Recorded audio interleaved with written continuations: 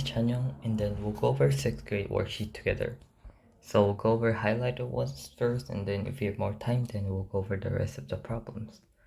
So first thing first, practice solving equations. So since this is pretty easy, I'm gonna go over this pretty fast. And then starts right now. And for this type of questions, you want to leave this variable alone. So you will add 8.8. Then you'll get CS equal to 23.3. Number 5. As always, you want to leave this P alone. So you'll divide by 3. Then you get P as 16.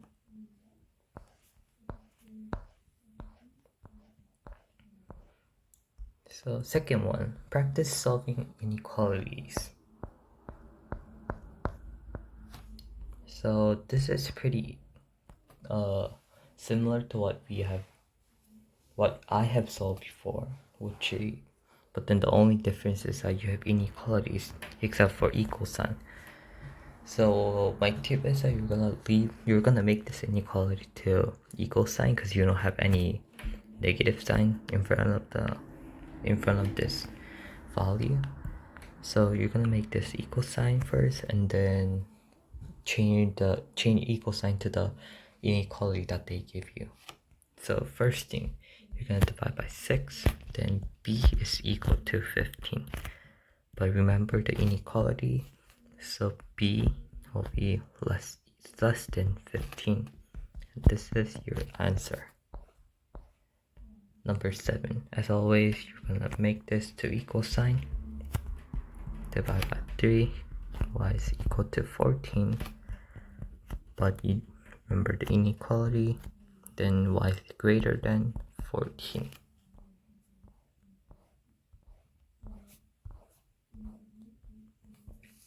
Multiple choice practice.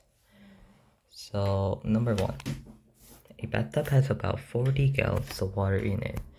Jean lets the water drain out, which means that if the time goes up, then the amount of the water will decrease. Which inequality best represents the amount of water in the tub at any given moment?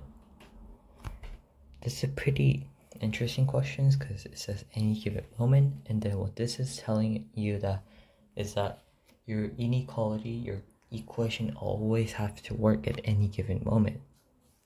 After she drinks it, the T represents the amount of the water in the tub.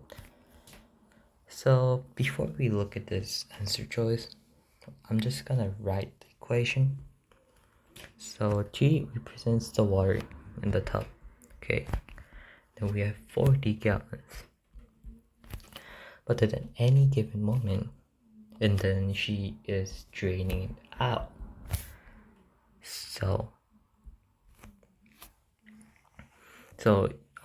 T, which is the water left, okay, is always have to be less than 40 gallons, which is the starting amount. Because if you have more than 40, then it means that you are actually adding water but not draining. So your answer is A. So Annie and her 2 siblings, which means that Annie is 1 person and 2 siblings, so there's 2 people. So there are total 3 people.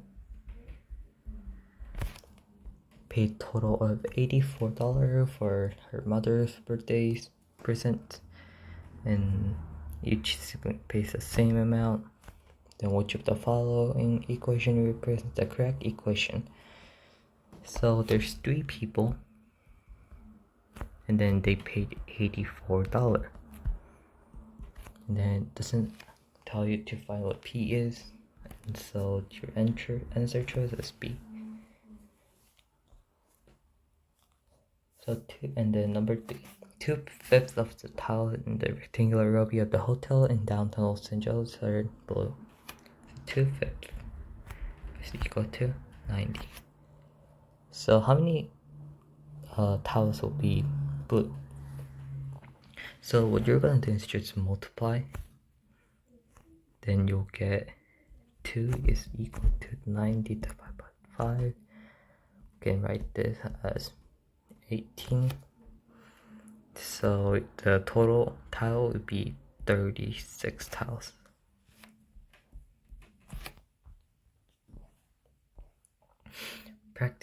Practicing sequences. So we'll just look at the lowest number first because it makes our equation way easier than just looking at the greater number. As you can see that if you multiply by 3, then you'll get 72. If you multiply by 3 again, then you'll get 216. If you multiply by 3 again, then you'll get 648. Then remember that we're looking at this direction instead of this direction. So what you're gonna do is that you're gonna do the opposite of the multiplication, which is dividing.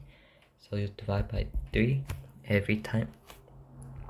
And remember to write a rule for each sequence. So we'll do divide 3. Then since it's asking for the 6th term, we'll do 2 more terms because we already have 4 terms. So if you divide by 3, then you get 8. If you divide by 3, then you get 8 over 3.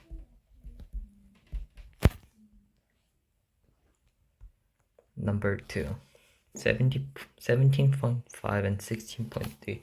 Always look at your lowest number. And then for this one, seems like if you add 1.2, then you get the answer, right?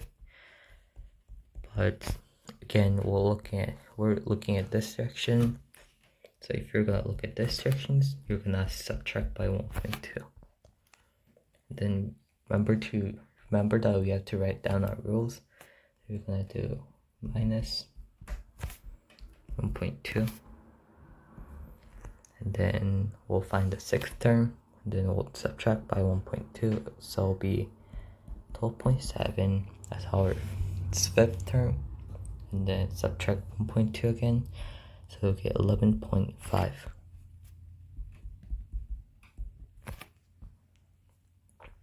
So this is the last question that we're gonna look at. Number 3, 7 and 7.89.